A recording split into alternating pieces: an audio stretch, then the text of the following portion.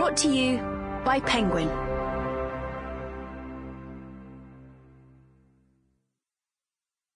The Dreamer, written and read by me, Cliff Richard.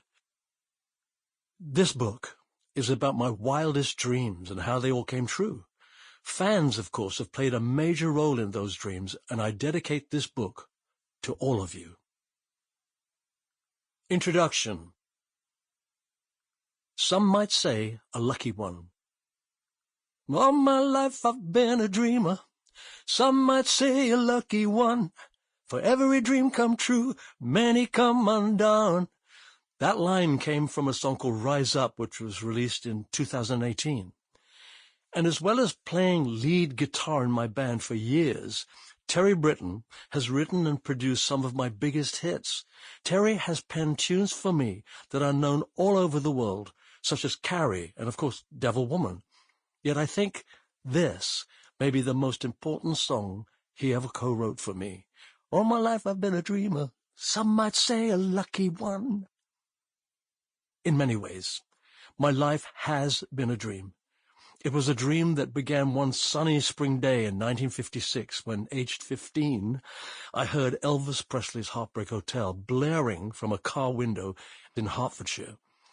It ignited in me a love of rock and roll and of singing that has never died.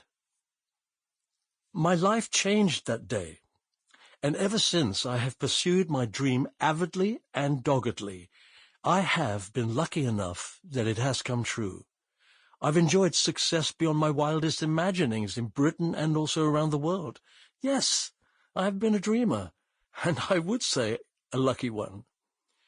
Yet there was a time not so long ago when I certainly didn't feel lucky. In fact, Terry wrote this song, the title track from my 2018 album Rise Up, when I was just emerging from the worst, darkest period of my life, a time that was not a dream, but a living nightmare, a time that I thought might kill me. In August 2014, the police began an investigation into me, triggered by allegations that I had molested a teenage boy nearly 30 years earlier. The allegations were nonsense, but they traveled around the world at the speed of light, and they traveled around the world where many people are inclined to think, no smoke without fire.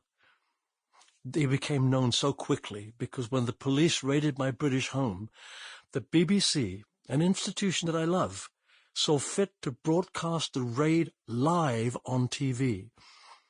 It was the first that I knew about it, and it was the opening scene of a nightmare that was to last for 4 years. For every dream come true, many come undone. My world collapsed. I didn't feel like a dreamer the day after that raid, when my legs went from under me and I fell to the kitchen floor at my home in Portugal. I was in the deepest and darkest hole of my life, and I could see no way out. I felt as if overnight everything I had achieved in nearly 60 years had been taken away from me. Had it all been a dream? And had I become a disgrace? A pariah? I knelt on that kitchen floor and cried uncontrollably like a child. I heard footsteps behind me, and my good friend John McKellen had walked into the kitchen. We had house guests at the time, and John was horrified to see me kneeling there. "What are you doing?" he asked me sotto voce. He knelt down on the hard floor beside me.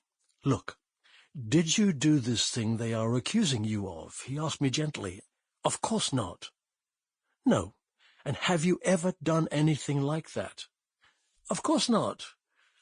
John used to work as a priest in New York. He knows how to console people. "Well, I know you haven't," he said, "and you know you haven't. The truth is on your side.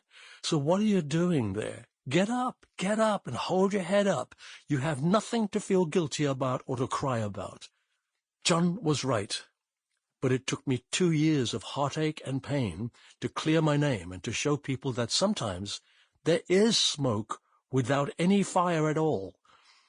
It took me a long time to escape my nightmare and get back in touch with my dream. But I did it. The things that mean the most... Sample complete. Ready to continue?